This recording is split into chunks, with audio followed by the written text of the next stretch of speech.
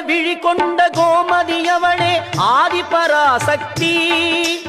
நீல விழி கொண்ட காளியும் அவளே ஆதிபராசக்தி.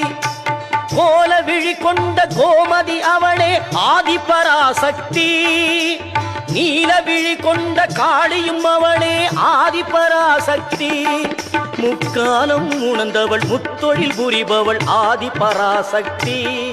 முக்காலம் உணர்ந்தவள் முத்தொழில் புரிபவள் ஆதிபராசக்தி.